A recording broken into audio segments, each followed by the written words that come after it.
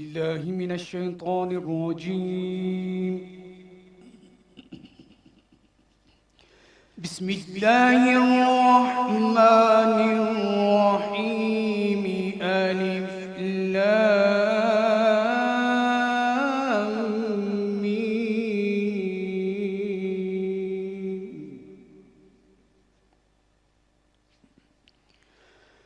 ذلك الكتاب لا ريب فيه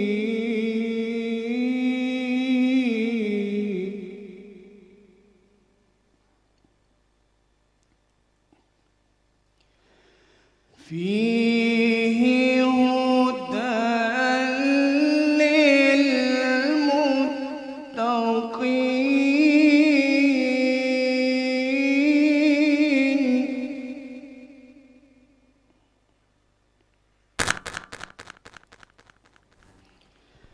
ذلك الكتاب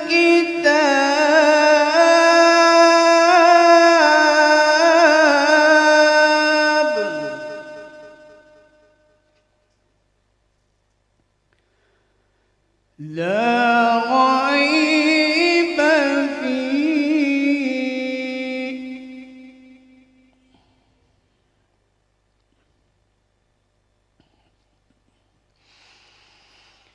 هدى للمتقين الذين يؤمنون بالغيب ويقيمون الصلاة ومما رزقناهم ينفقون.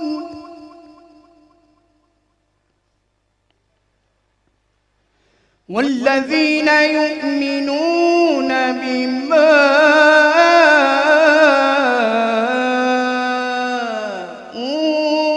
أنزل إليك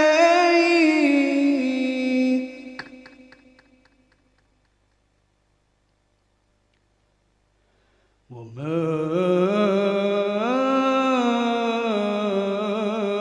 أنزل من قبلك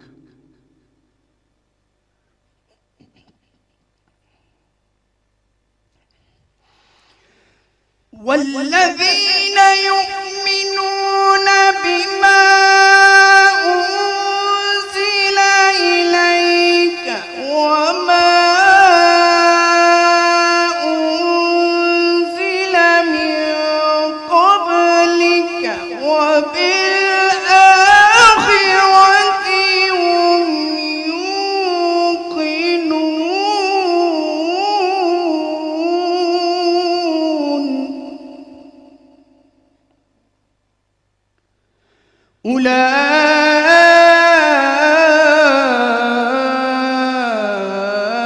أولئك على هدى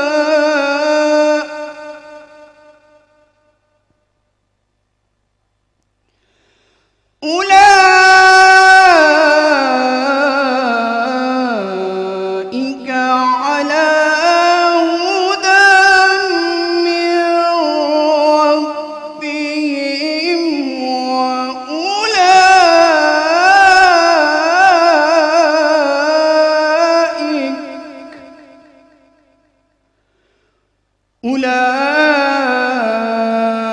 أولئك على هدى من ربهم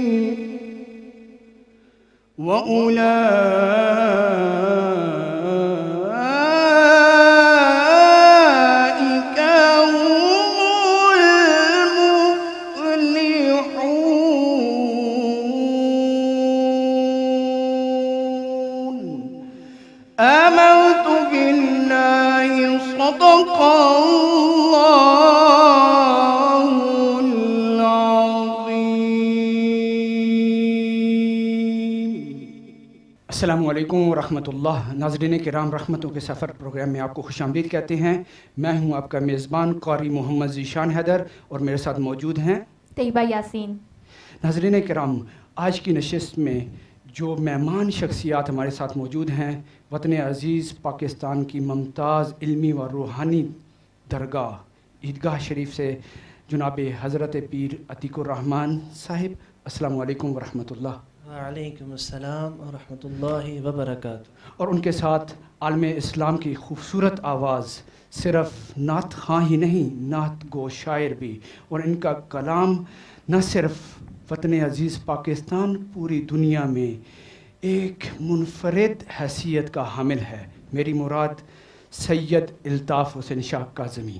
السلام علیکم ورحمۃ اللہ. وعلیکم السلام ورحمۃ اللہ. سب سے پہلے ہر دو شخصیات کو ہم اپنے پروگرام میں خوش آمدید کہتے ہیں.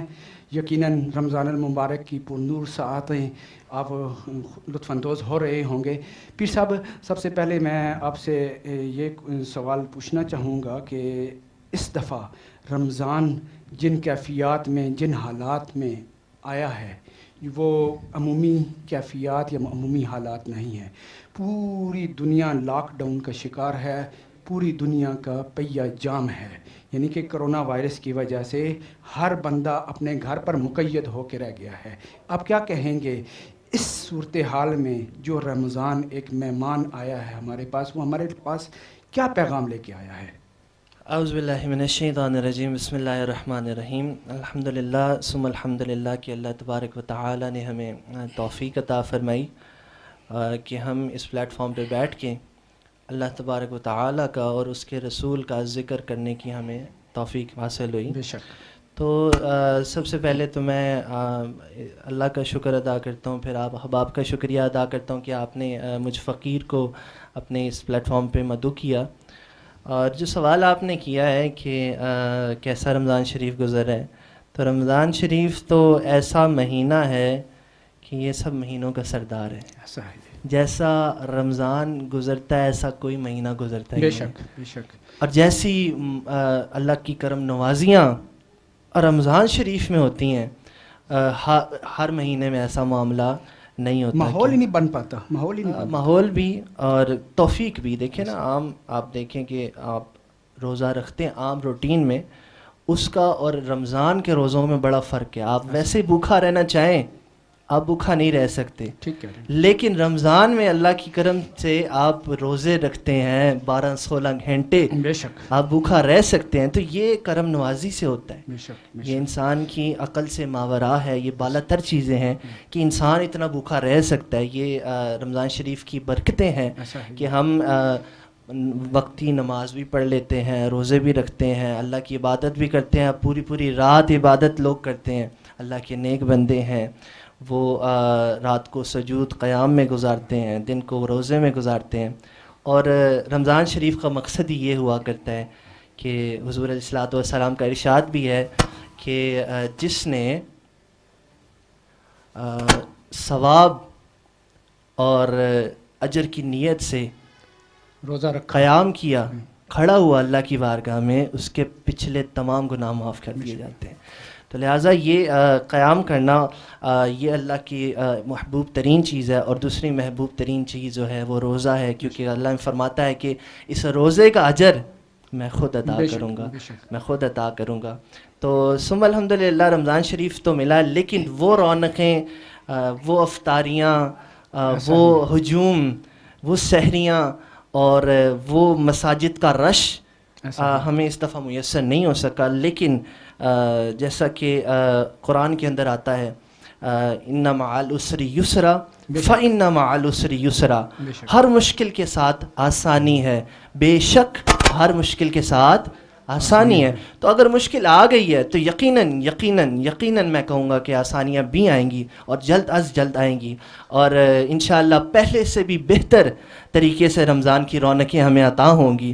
ہم امید رکھتے ہیں اللہ سے، پر امید ہیں، کیونکہ یہ بھی قرآن میں آتا ہے کہ میرے سے نا امید نہ ہو، لا تقنطوا من رحمت اللہ، میری رحمت سے نا امید نہ ہو. ہم پر امید ہیں کہ انشاءاللہ اللہ کرم دوبارہ فرمائے گا، ہمیں پھر رمضان اسی طرح رونق والا رمضان عطا ہوگا. لیکن ساتھ ہی ساتھ دیکھا جائے تو ہمیں انفرادی طور پہ اللہ کی عبادت کرنے کا موقع ملا ہے کہ ہر گھر کے اندر مصلی بچھ گیا ہے، ہر گھر کے اندر جماعتیں ہو رہی ہیں، حتیٰ کہ یہاں تک کہ کچھ جگہ تو میں نے دیکھا ہے کہ عمارات کے اندر کچھ بلڈنگز کے اندر فلیٹس جس میں موجود ہوتے ہیں، وہ تمام فلیٹس والے چھت کے اوپر اکٹھے ہو کے اکٹھے نماز پڑھ رہے ہیں. یہ رونقیں بھی اب ہمیں میسر ہو گئی ہیں. ساتھ ہی ساتھ حضور کے جو ارشادات ہیں کہ ہر گھر کے اندر مسجد بیت ہونی چاہیے. بے شک. مسجد بیت کا مطلب یہ ہوتا ہے کہ آپ کے گھر میں کوئی ایسی جگہ ہونی چاہیے جہاں مخصوص جگہ جہاں مصلی ہر وقت بچھا رہے. اگر آپ کا گھر بڑا ہے تو آپ کا گھر میں ایک کمرہ ایسا ہونا چاہیے جو مسجد کہلائے.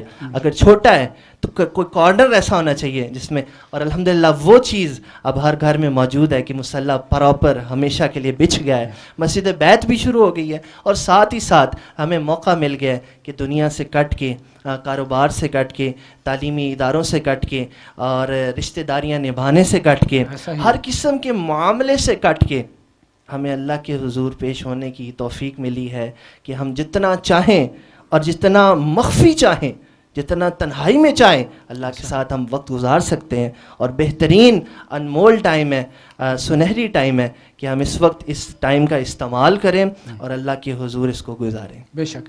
جیسا کہ آپ نے اپنی ایک بہت ہی مدلل گفتگو میں یہ ساری چیز بتائی ہے، لیکن میں یہ سمجھتا ہوں کہ اللہ تعالیٰ کی ہر کام میں حکمت ہوتی ہے. اہل ایمان کے لیے اگر یہ ایک ہم تو اسے آزمائش ہی کہیں گے، تو اللہ تعالیٰ اپنے چاہنے والوں کو، اپنے محبین کو آزمائشوں سے گزارتا ہے.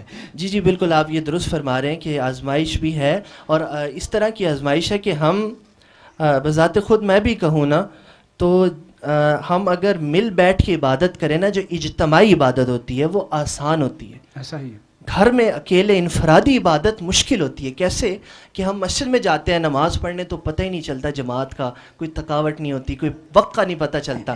لیکن گھر نماز پڑھنی پڑے بالکل تو سستی آ جاتی ہے، بالکل دیر ہو جاتی ہے، حتیٰ کہ آپ کا اکثر اوقات قضا بھی ہو جاتی ہے. تو یہ ہے کہ یہ اس وقت امتحان ہے، اور یہی وقت ہے کہ اللہ دیکھ رہا ہے کہ کون اس وقت کے اندر بھی میرے تمام حقوق اللہ جو ہیں ان کے اوپر پورا اترے گا. جیسا کہ بر صغیر پاک و ہند میں اولیاء کرام کا کردار اظہر من الشمس ہے. آج کے دور میں خدمت خلق جو لاک ڈاؤن ہے، ہر بندہ مقید ہے، اس میں صوفیاء کا کیا کردار ہے، اور جو ہماری درگاہیں ہیں وہ خدمت خلق کا کیا وہ تسلسل جاری رکھے ہوئے ہیں؟ جی بالکل، الحمدللہ جیسا کہ ہمیں گورنمنٹ کی طرف سے جو رہنمائی ملتی ہے اس پہ عمل پیرا ہوتے ہوئے ہم الحمدللہ خدمت کر رہے ہیں. کہ جیسا رمضان شریف میں افطاریاں ہوتی تھیں تو گورنمنٹ نے کہا کہ اکٹھے بٹھا کے نہیں کھلانا، تو الحمدللہ ہم پارسل میں دے رہے ہیں. اچھا ماشاءاللہ، لوگ آتے ہیں، سلسلہ جاری ہو، سلسلے کو نہیں توڑا، اور یہ اللہ کی توفیق سے ہے. انسان کے بس میں ہو تو وہ تو 1 روپیہ بھی نہیں لگا سکتا، کسی کو ایک لقمہ نہیں دے سکتا. یہ اس کی توفیق ہے کہ ابھی بھی سلسلہ جاری ہے، اور یہ اس کی قبولیت کی نشانی ہے کہ اس نے جاری رکھا ہے. تو الحمدللہ ان چیزوں کو مد نظر رکھ کے مساجد کے اندر ہم نماز پڑھتے ہیں، فاصلے دے کے پڑھتے ہیں، لیکن نماز چھوڑتے نہیں ہیں. تو اسی طرح صوفیاء کا جو کام ہے وہ یہی ہے کہ وہ جو مخلوق خدا ہے اس کے لیے دعا بھی کرے. اور بے شک یہ دنیا ان دعاؤں کی تو پھیلی چل رہی ہے، کیونکہ کہتے ہیں کہ یہ جو دنیا قائم ہے، ایک تو دنیاوی نظام ہے اور ایک روحانی نظام ہے. دنیاوی نظام بھی، یہ زمین کے جو پلرز ہیں وہ اولیاء کہلاتے ہیں. یہ اولیاء کے سر پہ زمین کھڑی ہوئی ہے، کیونکہ آپ دیکھیں بیلنس جی ہر دور کے اندر قطب بھی موجود ہیں، بے شک ابدال بھی موجود ہیں، ٹھیک ہے، اولیاء بھی موجود ہیں، غوث بھی موجود ہیں، ایسا ہی ہے، مجدد بھی موجود ہے. تو یہ ہے کہ اب آپ دیکھیں نا کہ یہاں تک لکھا گیا ہے کہ اگر کوئی غوث، اگر کوئی قطب اپنی دنیا فانی سے رخصت ہوتا ہے تو اسی لمحے کسی دوسرے کے سینے میں وہ قطبیت داخل کی جاتی ہے اور اس بے کو شک. ڈیوٹی پہ فائز کیا جاتا ہے. تو لہٰذا یہ قائم ہے دنیا جو ہے یہ ان اولیاء کے سر پہ قائم ہے, اور یہ آپ نہیں کہہ سکتے کہ کسی اس دور میں یا کسی دور میں اولیاء موجود نہیں ہیں. ہر دور میں موجود ہے اور انہی کے سر کے اوپر یہ دنیا قائم ہے, انہی کی دعاؤں سے چل رہی بے ہے. شک. شاہ صاحب جیسا کہ نعت شریف میں آپ کا نام، آپ کا کام، آپ کا کلام کسی تعارف کا محتاج نہیں.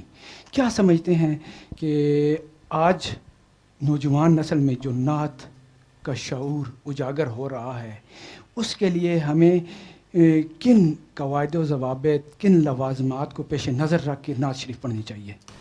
بسم اللہ الرحمن الرحیم. بہت شکریہ اسکائی میڈیا کہ یہاں ہمیں مدعو کیا آپ لوگوں نے. میں سمجھتا ہوں کہ ہر دور نعت کا دور ہے. بے شک. جب سے یہ کائنات وجود میں آئی ہے تب سے حضور کی نعت ہو رہی ہے. بے شک ہوتی رہے گی. ان اللہ و ملائکتہ یصلون علی النبی یا ایھا الذین آمنوا صلوا علیہ. اس سے بڑی نعت کوئی نہیں ہے. بے شک. اور یہ ازل سے جاری ہے اور یہ ابد تک جاری رہے گی. بے شک. کائنات کا نظام رک جائے گا لیکن حضور کا ذکر جو ہے نہیں وہ نہیں رکے گا, اس لیے کہ ہر چیز کو فنا ہے. بے شک. ہر چیز فنا ہونے والی ہے لیکن وہ اس کو فنا نہیں ہے. جو ساری کائنات کا مالک و مختار ہے اس کو فنا نہیں ہے. سب فنا ہو جائیں گے اور وہ اپنے محبوب پہ درود و سلام پڑھتا رہے گا. اور درود و سلام جو ہے وہ بہترین شکل ہے نعت کی. بے شک ایسا ہی. جہاں تک آپ نے یہ فرمایا کہ آج کل جو نعت کے حوالے سے میں سمجھتا ہوں کہ یہ نعت کا جو کینوس ہے یہ بہت وسیع ہے. اس کے اندر اس وقت بعض جو بزرگ ہیں ہمارے وہ تو یہ فرماتے ہیں, بات بھی ٹھیک ہے, کہ نعت کا جو لغوی معنی ہے وہ تو تعریف ہے حضور نبی کریم صلی اللہ علیہ وسلم کی, لیکن اس وقت نعت کا جو کینوس ہے وہ بہت وسیع ہو چکا ہے. اس میں اپنا درد بھی آپ حضور کی بارگاہ میں پیش کرتے ہیں, اپنا دکھ پیش کرتے ہیں, اپنی حاجات حضور کے وسیلے سے رب کی بارگاہ میں پیش کرتے ہیں. تو یہ بھی انڈائریکٹلی ایک نعت کا رخ ہے. آج جو نعت ہو رہی ہے اس وقت, میں انتہائی معذرت کے ساتھ آپ کے اس پلیٹ فارم کے وساطت سے میں یہ کہنے میں کوئی آر محسوس نہیں کرتا کہ آج کل جو نعت ہو رہی ہے یہ نعت نہیں ہے, بلکہ یہ نعت کے نام پر ایک ایسا عجیب و غریب تماشا شروع کر دیا گیا ہے کہ جو نعت کے آداب تھے ان آداب کو پس پش رکھ دیا گیا ہے. بالکل. اور ہمارا اس میں سب سے بڑا قصور کس کا ہے؟ میں یہ سمجھتا ہوں کہ نعت کو اپنے اصل مرکز سے جدا کرنے والے لوگ جو ہیں وہ سامعین ہیں. اگر سامعین گرفت کریں نعت پڑھنے والوں کی پیر صاحب, تو میں نہیں سمجھتا کہ کوئی اسٹیج کے اوپر پڑھنے والا شخص جو ہے وہ ایسی غلطی کرے گا یا کوئی ایسا کمزور کلام پڑھے گا. تو میں سمجھتا ہوں کہ نعت خان کی اصلاح بھی ہونی چاہیے لیکن سامعین کی اصلاح پہلے ہے, کہ وہ ایسے لوگوں کو اجازت ہی نہ دیں اسٹیج کے اوپر آنے کی کہ جو اس قسم کے کمزور کلام پڑھتے ہیں. آپ نے بہت زبردست یہ آخری بات کہی کہ سامعین کی سب سے پہلی غلطی, کیونکہ دیکھیں کہ سامعین کو جو سنایا جائے گا وہ انہوں نے اسے سننا ہے. اگر سامعین وہاں پہ گرفت کریں گے یا ہمارے بڑے وہاں پہ انہیں روکیں گے تو پھر اگلی دفعہ وہ پڑھنے والا بھی محتاط ہو کے پڑھے گا. تو کیا سمجھتے ہیں ہمارے ہاں پاکستان میں ہر بندہ اپنے تئیں تو کوشش کرتا ہے, کیا یہ کوشش قومی سطح پر, سرکاری سطح پر بھی ہونی چاہیے نعت کے فروغ کے لیے کچھ اداروں کا قیام جہاں سے ہماری نوجوان نسل تربیت لے؟ میں یہ سمجھتا ہوں جی کہ جہاں ملک میں مختلف زندگی کے جو شعبے قائم کیے گئے ہیں, آرٹس ہے اور فنون لطیفہ ہے, باقی سارے معاملات ہیں, گورنمنٹ وہاں پہ اگر سرپرستی کرتی ہے, ادارے قائم ہوئے ہیں, تو میں سمجھتا ہوں کہ نعت کو بھی تھوڑا سا ان کو ایک مقام دینا چاہیے. نعت کو یہ مقام دیں گے تو ان کو خود مقام ملے گا, کیونکہ یہ کیا نعت کو مقام دے سکتے ہیں, نعت کو تو اللہ نے مقام دیا ہے, رسول اللہ نے مقام دیا ہے. ان کو نعت کو مقام یہ نہیں دے سکتے, لیکن نعت کا سہارا لے کے یہ اپنی عزتوں میں اضافہ کر سکتے ہیں. ایک شخص, لوگوں کو بہت سارا اختلاف ہو ان سے ہو سکتا ہے, جنرل ضیاء الحق مرحوم تھے, ان کے دور میں نعت کو فروغ دیا گیا. بلکہ ہم یہ بھی کہہ سکتے ہیں کہ ان کے دور میں ایوان اقتدار تک نعت کا سلسلہ شروع ہوا. بالکل. اس کی وجہ یہ ہے کہ جب صاحبان اقتدار میں حضور کی محبت ان کے دلوں میں ہوگی تو آٹومیٹیکلی اس کے اثرات جو ہیں وہ عوام الناس کے اوپر بھی ہوں گے. ایسا ہی ہے. تو میں سمجھتا ہوں کہ ضیاء الحق کو یہ کریڈٹ جاتا ہے کہ اس نے میڈیا کے اوپر، اس وقت ایک چینل ہوتا تھا پی ٹی وی، آپ کو پتا ہے، بالکل اس طرح، اسی کے اوپر ایک نعت ہوتی تھی 9 بجے کی خبر نامے کے بعد. تو میں سمجھتا ہوں یہ بھی بڑی بات ہے، چونکہ وہ خود بڑی اہتمام کے ساتھ نعت سنتے تھے.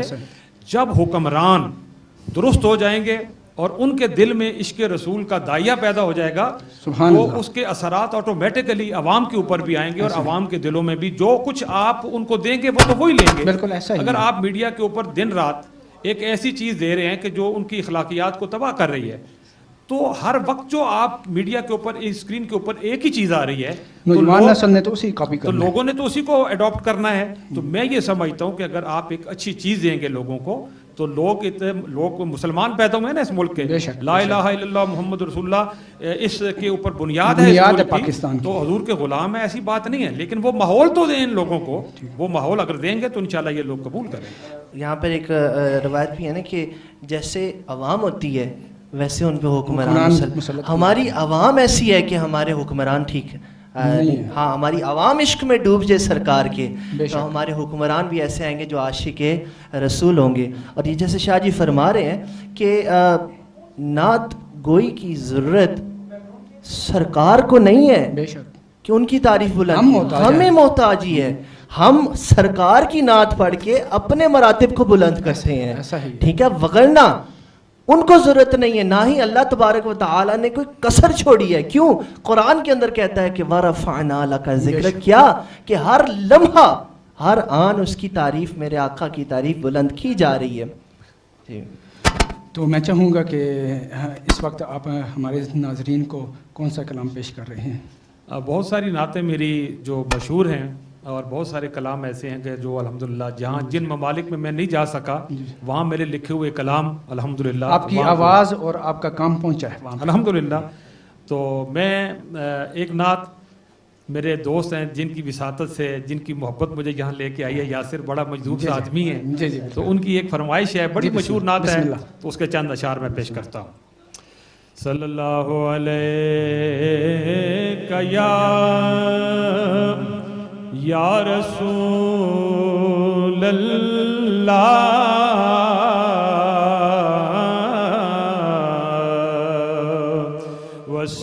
وسلم علیک یا حبیب اللہ.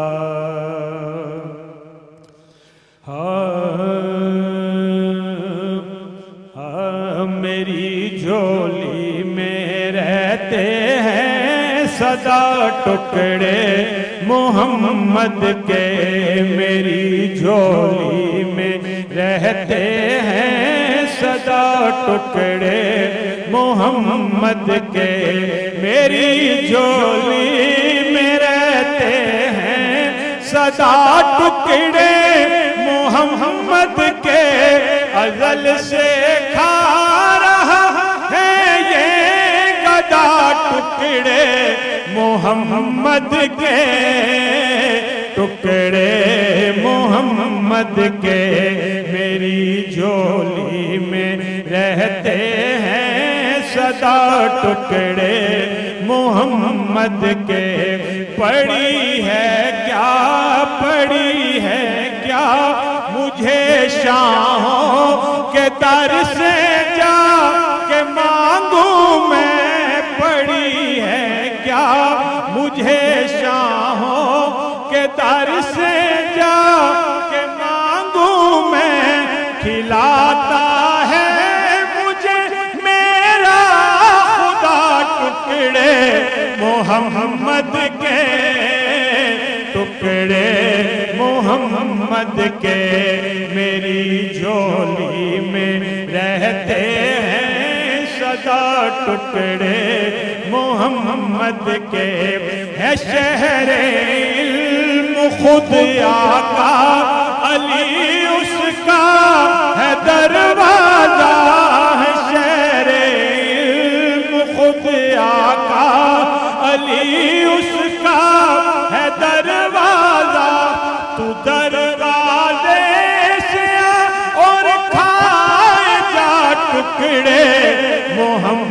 محمد کے ٹکڑے محمد کے میری جھولی میں رہتے ہیں سدا ٹکڑے محمد کے انہیں کھا کر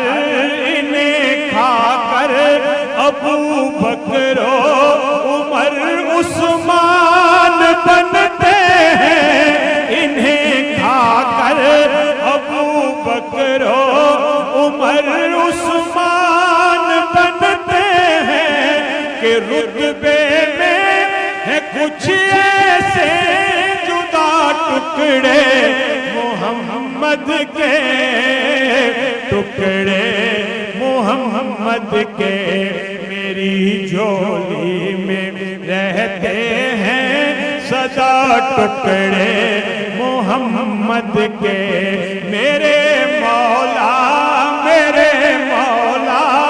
علی و فاطمہ حسنین کے صدقے میرے مولا علی و فاطمہ حسنین کے صدقے میری نسلوں کو بھی کرنا عطا ٹکڑے محمد کے ٹکڑے محمد کے میری جھولی میں رہتے ہیں سدا ٹکڑے محمد کے تیرا دامن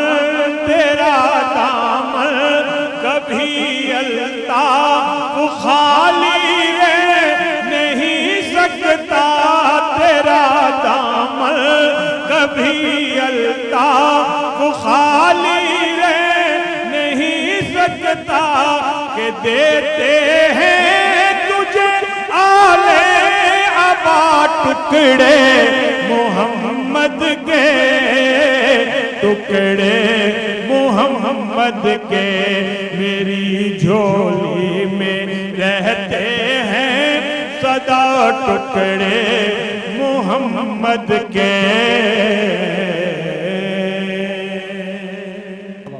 ماشاءاللہ شاہ صاحب آپ نے ایک سما باندھ دیا. واہ واہ بہت خوب شاہ جی نے کتنا کمال ایک لکھا بھی کمال اور پڑھا بھی کمال اور اس کی اگر آپ تشریح کے اوپر جائیں نا تو اس کی تشریح اتنی لمبی طویل اور خوبصورت ہے نا کہ میرا دل چاہا کہ ایک دو باتیں اس کے حوالے سے میں بھی عرض کرتا چلوں کہ جیسے پورے کلام میں ہی سرکار کے ٹکڑوں میں بات کی ایسا ہی ہے سرکار کے ٹکڑے ہی تو کھا رہے ہیں کہ دیکھیں نا کہ شروع سے یہ دنیا بنی تو سرکار کی خاطر بنی بلکہ ایک حدیث شریف میں آتا ہے حضرت جابر رضی اللہ تعالیٰ عنہ آپ سے یہ روایت ہے حضرت جابر نے پوچھا یا رسول اللہ کہ دنیا میں سب سے پہلے کس چیز کو بنایا گیا آقا صلی اللہ علیہ وسلم آپ نے ارشاد فرمایا کہ اے جابر دنیا میں پوری تخلیق ہونے سے پہلے سب سے پہلے تیرے نبی کے نور کو پیدا کیا پھر تیرے نبی کے نور سے اس نور کے ٹکڑے کرتا گیا اور لوح بناتا گیا قلم بناتا گیا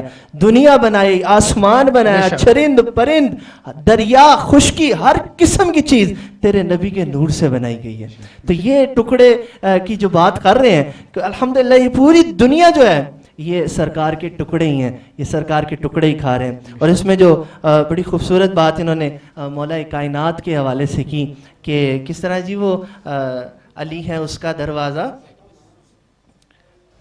تو دروازے سے آ اور کھائے جا ٹکڑے محمد کے صلی اللہ علیہ وسلم شہر علم خدا کا علی اس کا ہے واہ واہ واہ تو دروازے سے آ اور کھائے جا ایک تو یہ حدیث پاک کی تشریح بھی ہے کہ میں علم کا شہر ہوں اور علی اس کا دروازہ ہے پھر آپ فرما رہے ہیں شاہ جی کہ تو دروازے سے آ اور کھائے جا ٹکڑے محمد کے تو اس میں مجھے ایک واقعہ یاد آ گیا ایک شخص آپ نے شاید یہ سنا بھی ہوگا واقعہ کہ ایک شخص گزر ہے تو ایک دیکھتا ہے کہ ایک بابا جی بیٹھے ہیں اور سوکھی روٹی پانی میں ڈبو کے کھا رہے ہیں سنا آپ نے بالکل تو وہ کہنے لگا کہ مجھے بڑی بھوک لگی ہے تو میں بھی روٹی کھانا چاہتا ہوں تو اس بابا جی نے اشارہ کیا کہ فلاں سامنے گھر میں چلے جاؤ اور وہاں جا کے تم فریاد کرنا تمہیں کھانا مل جائے گا تو وہاں گیا وہ جب اس نے دستک دی تو اندر سے حضرت امام حسین رضی اللہ تعالیٰ عنہ آپ تشریف لائے. آپ سے اس نے فریاد کی, آپ نے خوبصورت کھانا اس کے لیے لے کر آئے, بہترین کھانا لے کے آئے, اس نے تناول کیا. تو کہنے لگا بھائی ایک وہاں سامنے ایک بابا بیٹھا ہے, سوکھی روٹی کھا رہے, اس کے لیے بھی تھوڑا دے دو, لے جاؤں میں. تو حضرت امام نے کہا کہ وہ پتہ ہے کون ہے, یہ انہی کا گھر ہے اور وہ حضرت علی ہیں. اللہ اللہ, یہ پوری دنیا کو کھلا رہے ہیں. تو یہ ان کی شان ہے کہ خود عاجزی میں ہیں اور پوری دنیا کو بانٹ رہے ہیں. تو خوبصورت ماشاءاللہ, بہت خوبصورت اور بہترین کلام لکھا بھی اور پڑھا بھی. اللہ کریم ان کے زبان میں بھی اور ان کے علم میں بھی اضافہ فرمائے. آمین آمین. جیسا کہ یہ آپ نے ساری گفتگو کی, اس کا حدیث قدسی میں بھی ایک ہے کہ جس کا مفہوم یہ ہے کہ اے محمد عربی صلی اللہ علیہ وسلم, اگر میں آپ کو نہ پیدا کرتا تو کائنات کے چرند پرند, زمین آسمان, حتیٰ کہ کسی چیز کو نہ پیدا کرتا, حتیٰ کہ میں اپنے رب ہونا بھی ظاہر نہ کرتا. تو یہ سب کچھ آقا نامدار صلی اللہ علیہ وسلم کے لیے ہی پیدا کیا گیا ہے. ناظرین کرام, رحمتوں کا سفر جاری و ساری ہے. ابھی وقت ہوا ہے ایک مختصر بریک کا, ہمارے ساتھ رہیے.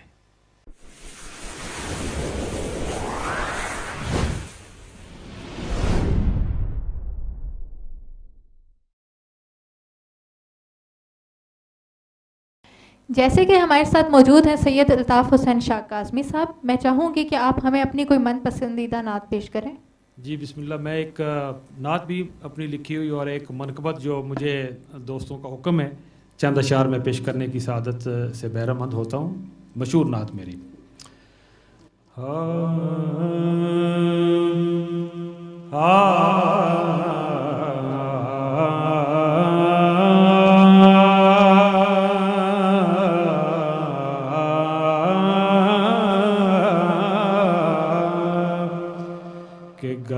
تم نہ سنو گے تو میری کون سنے گا,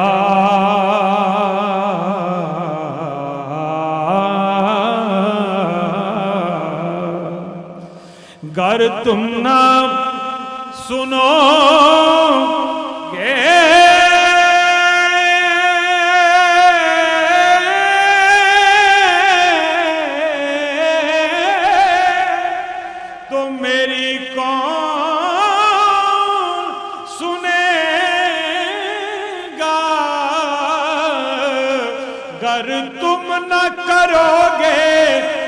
کرم کون کرے گا,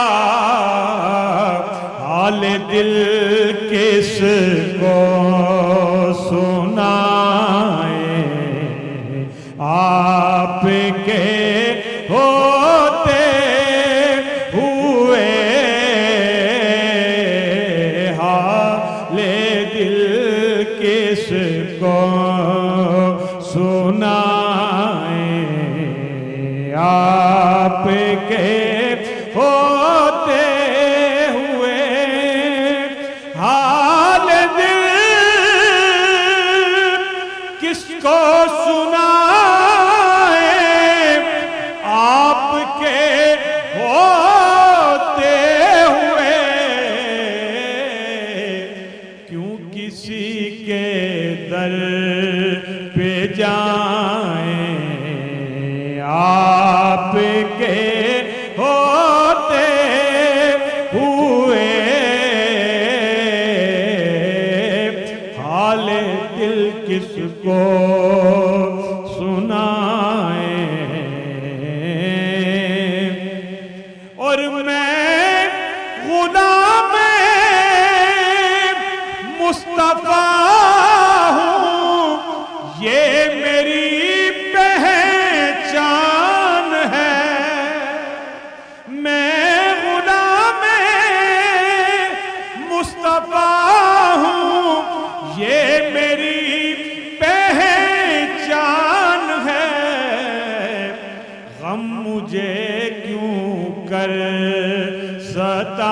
ستائیں, آپ کے ہوتے ہوئے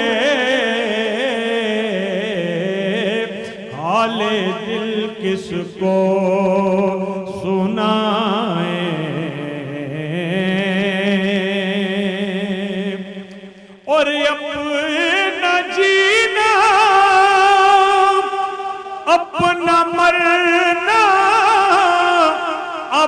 اسی چوکٹ پہ ہے، ہم کہاں سرکار جائیں، ہم کہاں سرکار جائیں، آپ کے ہوتے ہوئے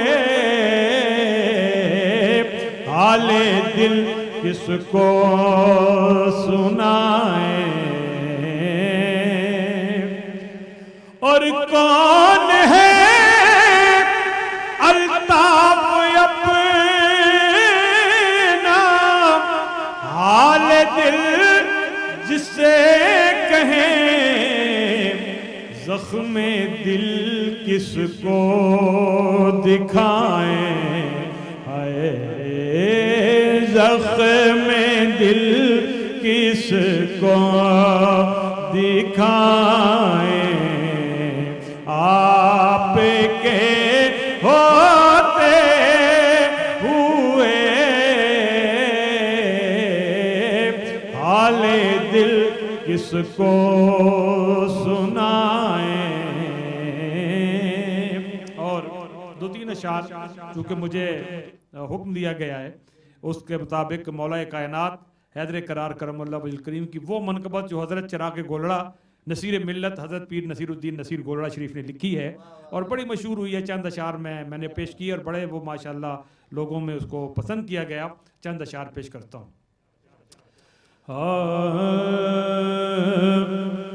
منظر فضائے دہر میں سارا علی کا ہے، سارا علی کا ہے، جس سمت دیکھتا ہوں نظارہ علی کا ہے، نظارہ علی کا ہے، مرحب دو نیم ہے سرے خیبر پڑا ہوا، اٹھنے کا اب نہیں ہے کہ یہ مارا علی کا ہے، مارا علی کا ہے، اور تم دخل دے رہے ہو عقیدت کے باب میں، تم دخل دے رہے ہو عقیدت کے باب میں، دیکھو معاملہ یہ ہمارا علی کا ہے، ہمارا علی کا ہے۔ اور حاصل منقبت شعر کہ کل کا جمال جزو کے چہرے سے ہے عیاں، چہرے سے ہے عیاں، کل کا جمال جزو کے چہرے سے ہے عیاں، کہ گھوڑے پہ ہیں حسین نظارہ علی کا ہے، نظارہ علی کا ہے، تو کیا ہے اور کیا ہے تیرے علم کی بساط، تو کیا ہے اور کیا ہے تیرے علم کی بساط، تو کیا ہے اور کیا ہے تیرے علم کی بساط، تجھ پر کرم نصیر یہ سارا علی کا ہے، تجھ پر کرم نصیر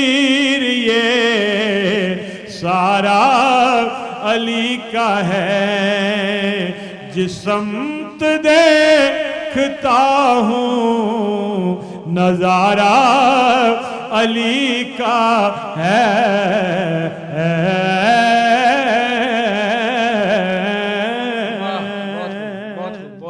बहुत खूब, क्या बात है। मैं भी इस मुकाम पे ये कि ज़रूर कहना चाहूँगा कि जब अली के दीवाने बैठे हों और अली का नाम आ जाए तो वो मचल उठते हैं। और मेरी भी कुछ ऐसी ही कैफियत है। इस कैफियत के अंदर, क्योंकि वो कहते हैं ना कि अली को देखना भी इबादत है, अली का जिक्र करना भी इबादत है। तो बस वो उस मोहब्बत में क़िबला शाह जी से इजाज़त के साथ एक मैंने रुबाई मौला कायनात पे लिखी, मैं वो अर्ज़ करता चलूँ कि मैंने कहा चलो मौला का नाम आया है, मौला कायनात का नाम आया है, तो मैं भी मौला कायनात की बारगाह में एक शेर अपना लिखा हुआ रुबाई का पेश कर देता हूँ। अल्लाहुम्मा सल्ली अला सय्यिदिना मुहम्मद व अला आलि सय्यिदिना।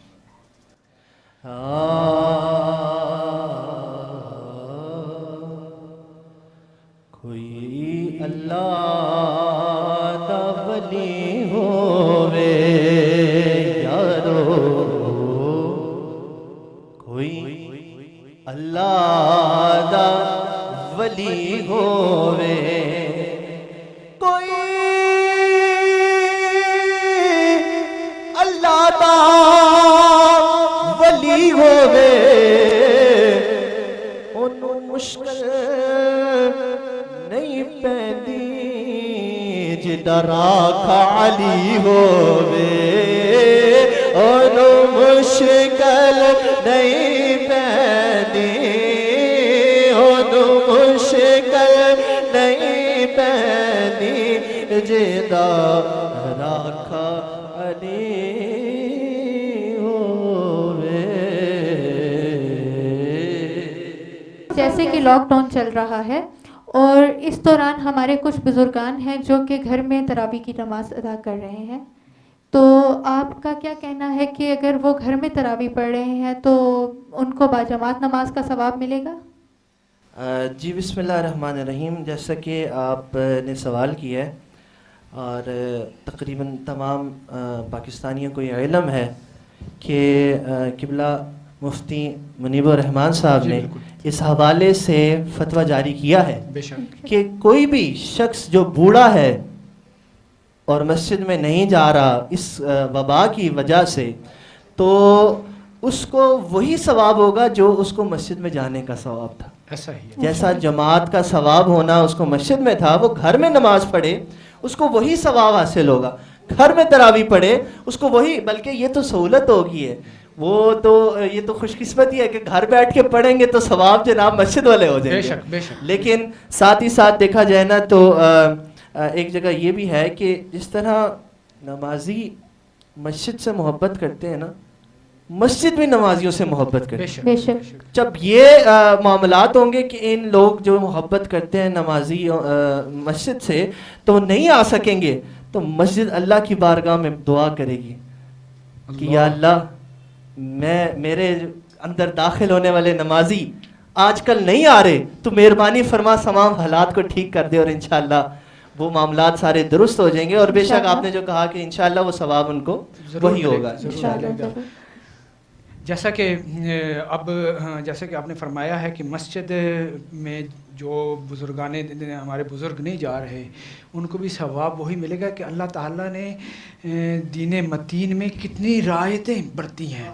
ठीक, कितनी रायतें बरती। हम लोग कहते हैं ना दीन पे चलना बड़ा मुश्किल है, दीन पे चलना बहुत कठिन है, लेकिन अल्लाह ताला के हबीब ने दीन पर चलने वालों के लिए कितनी रायतें। अल्हम्दुलिल्लाह जब तक उलमा बाअमल मौजूद है इंशाअल्लाह दीन के अंदर हमें कहीं पे रुकावट नहीं आ सकती। क्यों?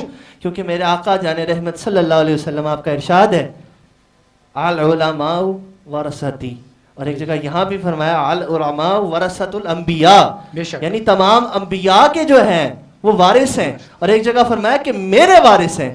तो लिहाजा जिस तरह उलमा फरमाएंगे इंशाअल्लाह हम उनकी हुक्म की तामील करेंगे। नाज़रीन कराम, जैसा कि आज की एक बहुत तवील नशिस्त आपके साथ हुई और आखिर में एक बहुत ख़ास बात, آج کے پروگرام کے روئے رواں ہمارے یاسر علی بھائی، آج ان کی برتھ ڈے بھی ہے، ہم انہیں وش بھی کریں گے اور ان کے لیے نیک تمنائیں، نیک خواہشات کا اظہار بھی کریں گے. اور میں چاہوں گا کہ بلا پیر صاحب کرونا کی اس وبا کے لیے آپ خصوصی دعا بھی فرمائیں. اللہ تعالیٰ امت مسلمہ اور پوری انسانیت کو اس وبا سے نجات دے.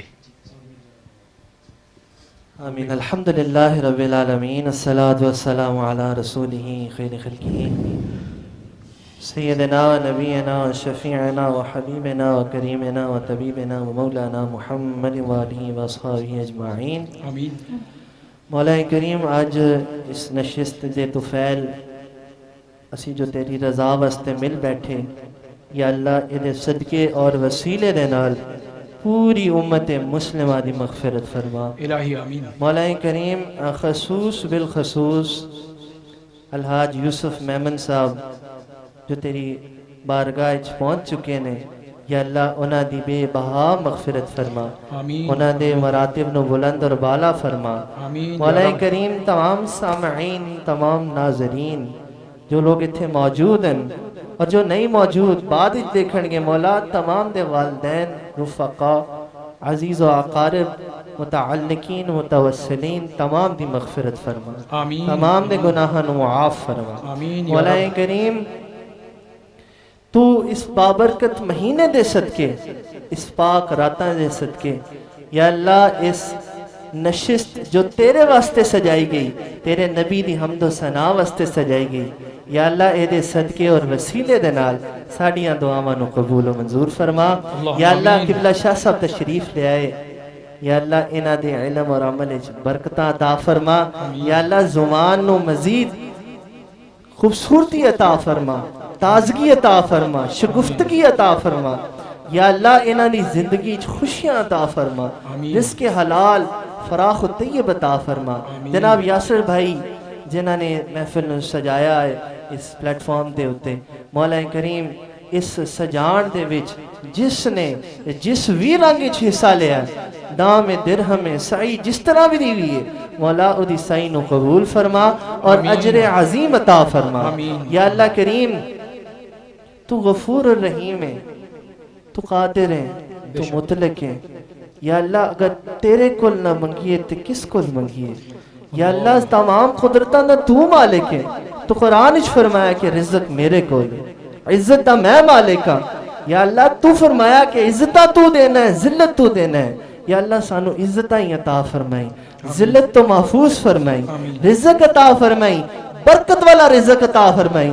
یا اللہ پوری امت مسلمہ جس جس مقام تے موجود ہے، یا اللہ آج کل بڑے پریشان ہیں، 2-2.5 مہینے ہو گئے نے.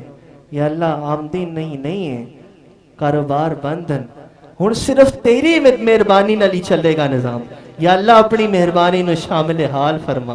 یا اللہ تو پردہ پوشی فرمان والا ہے. یا اللہ تینوں معاملات دا پتہ ہے. یا اللہ رزق تیرے کول ہے، کسے نو بھکھا نہ سلائیں. یا اللہ سب نو رجائیں، اور خصوص بالخصوص اس رمضان دے مہینے دے اندر مولا سب نو خوشیاں فرما دیں، خوشیاں عطا فرما، رزق عطا فرما، عزت عطا فرما، برکت عطا فرما، رحمت عطا فرما، ہر قسم دی خیر و خوبی عطا فرما، ہر قسم دے شر تو محفوظ فرما، شر شیطان، شر انسان، ہر قسم دے شر تو محفوظ فرما. یا اللہ یہ جڑی وبا، یا اللہ جتھوں بھی آئی ہے، یا اللہ تیری قدرت تو بھاری نہیں ہے. یا اللہ تو کریم، تو مالک، تو غفور الرحیم. یا اللہ تو 70 ماواں تو زیادہ پیار کرن والا، اور اسی تیری مخلوق اور تیرے فرمان دے مطابق تیرے کو مانگ رہے ہیں. مولا اس وبا نو دور فرما دے. یا اللہ پوری دنیا تو ختم فرما دے، نیست و نابود فرما دے، شفاء کلی عطا فرما دے.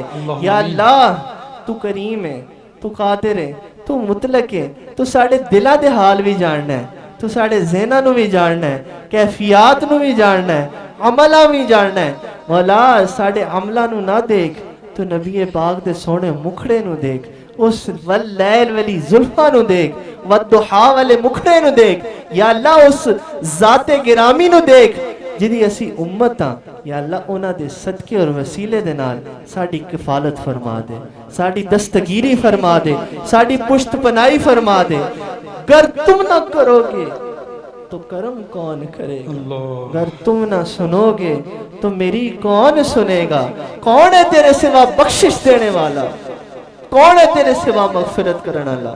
یا اللہ تیرے کو قدرت حاصل ہے اور تیرے کو ہی مانگ رہے ہیں، صدقے دل دے نال مانگ رہے ہیں، یا اللہ ساڑی مغفرت فرما دے، یا اللہ اس نشت سے صدقے اور وسیلے دے نال پوری امت مسلمہ دی مغفرت فرما دے، یا اللہ جڑیاں غلطیاں کوتاہیاں ہوئیاں نے انہوں نے صرف نظر فرما دے، یا اللہ تم کریم ہے نا، تم معاف فرمان والا ہے، تم معاف فرما کے سارے انہوں بخش دے، یا اللہ سب تے مہربانی فرما دے، یا اللہ جو دوست احباب دیکھن گے اتھے موجود ہیں، انہاں تے دلائیں جو بھی خواہشات ہیں، تمناواں نے، آرزوان نے، میرے مالک تو بخوبی واقف ہے، تینوں سب علم ہے اور تیرے کو لی قدرت حاصل ہے، یا اللہ تو ساریاں دی خواہشات پوریاں فرما، تمام دی مشکلات نو آسان فرما، تمام دی مصیبتاں نو دور فرما، دینی دنیاوی اخروی مشکلات آسان فرما، روحانی جسمانی بیماریاں تو شفا عطا فرما، یا اللہ جس طرح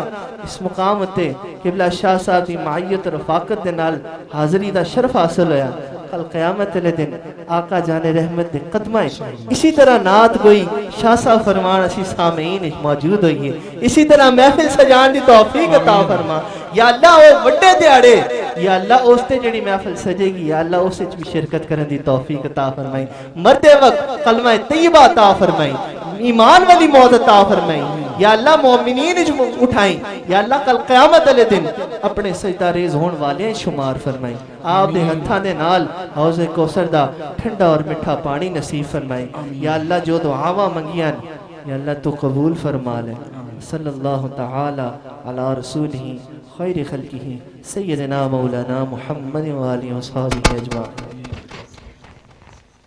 میری جھولی میں رہتے ہیں سدا ٹکڑے محمد کے، میری جھولی میں رہتے ہیں سدا ٹکڑے محمد کے، میری جھولی